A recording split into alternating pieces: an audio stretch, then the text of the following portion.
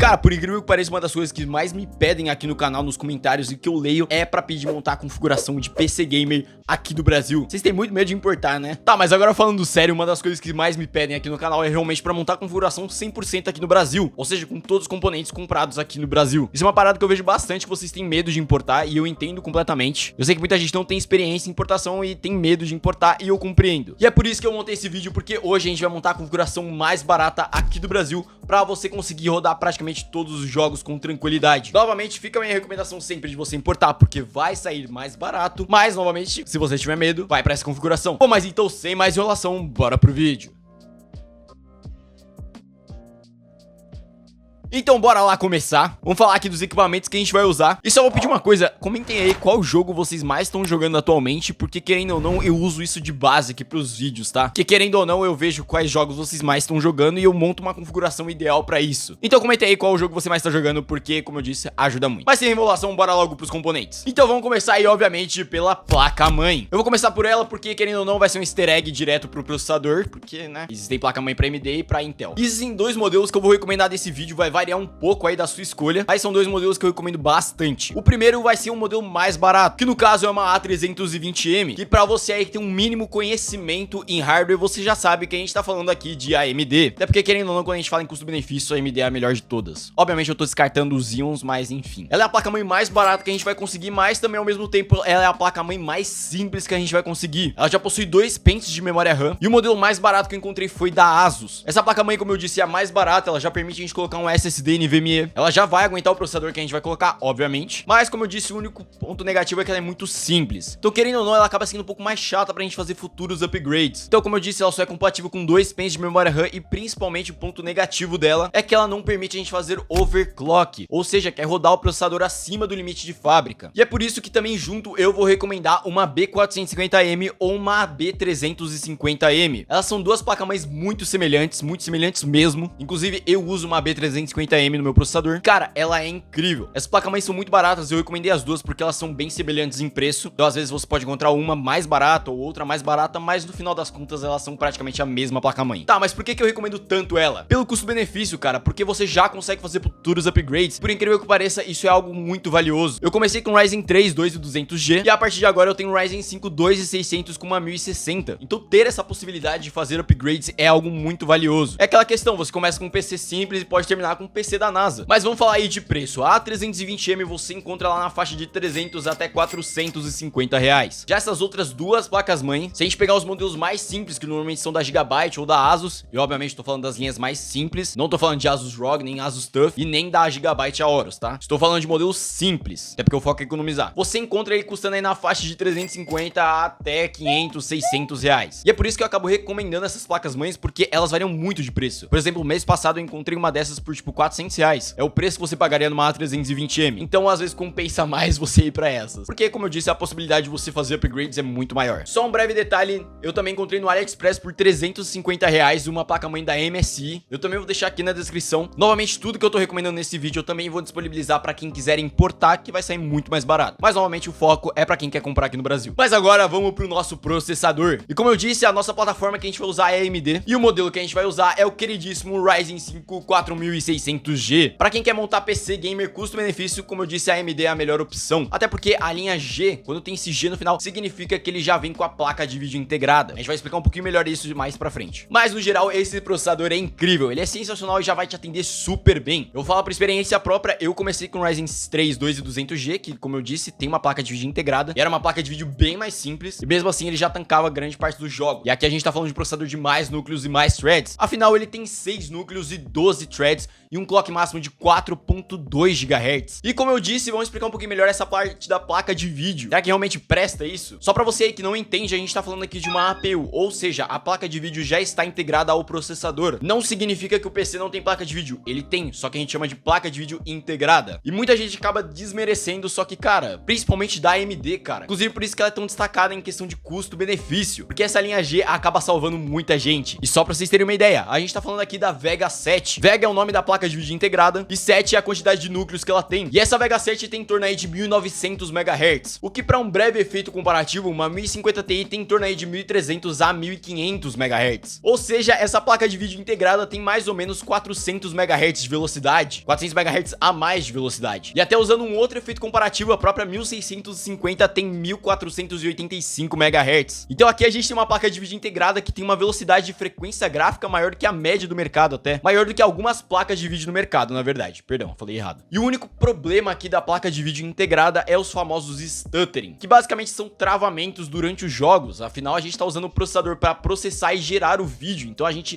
tá estressando muito mais ele. Tá, mas existe solução para isso? E é claro que sim, é só a gente pegar um cooler de qualidade. Embora o próprio Ryzen já venha com cooler, eu particularmente não recomendo você ficar usando cooler que vem com processador, até porque eles não dão tanta conta assim, cara. Não são os mais potentes nem os melhores e a gente precisa de um resfriamento bom, principalmente porque a gente tá falando de uma APU, ela vai aquecer muito mais. E aqui eu vou recomendar o cooler que eu recomendo em todos os vídeos, cara. Ele é incrível. Inclusive, é esse aqui, era o que eu usava no meu PC. Não reparem, mas tá bem sujo, mas olha, cara, ele já vem com duas fãs, ele tem um dissipador bem grande aqui, e o único ponto negativo é a quantidade de heat pipes, que é esse trocinho aqui amarelo. Mas o modelo que eu vou deixar aqui na descrição tem várias opções, e um deles tem mais heat pipes e mais dissipadores. No caso, são 2 dissipadores e são 6 heat pipes, e ele vem 3 coolers. Só pra vocês entenderem, dissipador, heat pipes e cooler. Heat pipes é isso aqui, ó.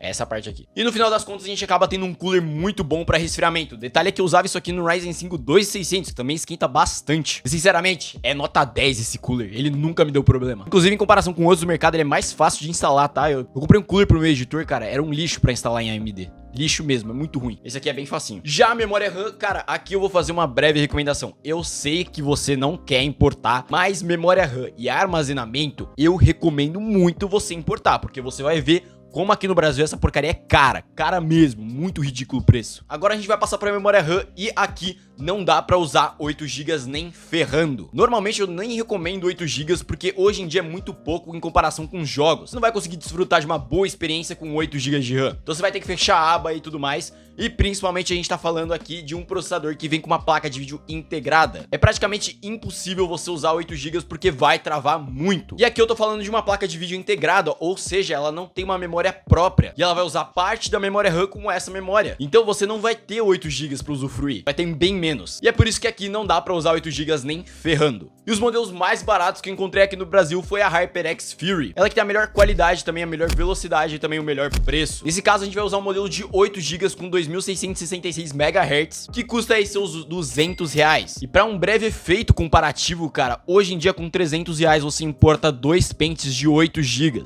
Ou seja, você importa 16 GB por R$300. E detalhe, é praticamente impossível de você ser taxado, primeiro porque os chineses declaram como menor valor, porque eles sabem lidar com a alfândega brasileira. E segundo, é um objeto muito pequeno e muito leve, então é praticamente impossível da alfândega barrar. Então, sinceramente, não tem risco de você ser taxado, é muito mínimo. É mais fácil cair um raio em você do que você ser taxado pela alfândega brasileira por importar uma memória RAM. E detalhe, tô falando por experiência própria, eu já importei muita memória RAM. Aqui no Brasil você vai gastar R$400 por 2 pentes de 8 GB. Importando, tipo, por 300 ou até R$250, até menos, você consegue 2 pentes de 8. Então fica aí a sua escolha se você quer ou não importar. Como eu disse, fica a minha recomendação de você importar. Mas novamente a escolha é sua. E a mesma coisa vai servir para o armazenamento. Um SSD aqui no Brasil de uma marca de referência, que no caso é a Kingston, mais especificamente o modelo M.2 de 256 GB, tá saindo aí na faixa de R$175. Para um breve efeito comparativo, um SSD de meio terabyte de armazenamento na China sai por volta aí de R$120. Detalhe, SSD realmente é impossível de você ser taxado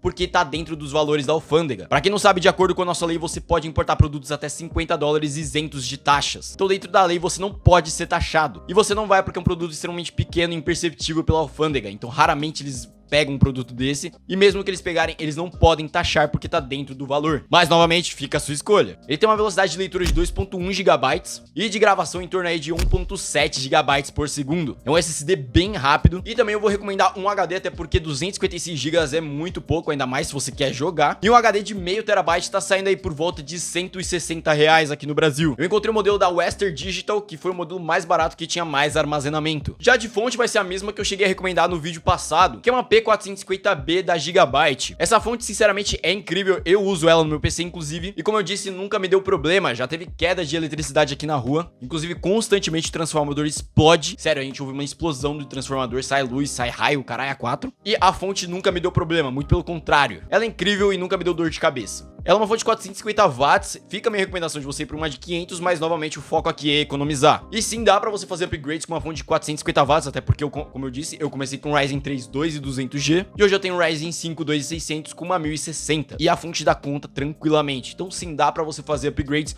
Obviamente eu não consigo colocar uma 3090 no meu PC, mas sim dá para fazer bons upgrades. Bom, aqui é aquilo que eu falei, é sempre uma questão muito pessoal o gabinete, até porque dá para você comprar usado. Gabinete é um dos poucos componentes que você não precisa ficar gastando novo, cara.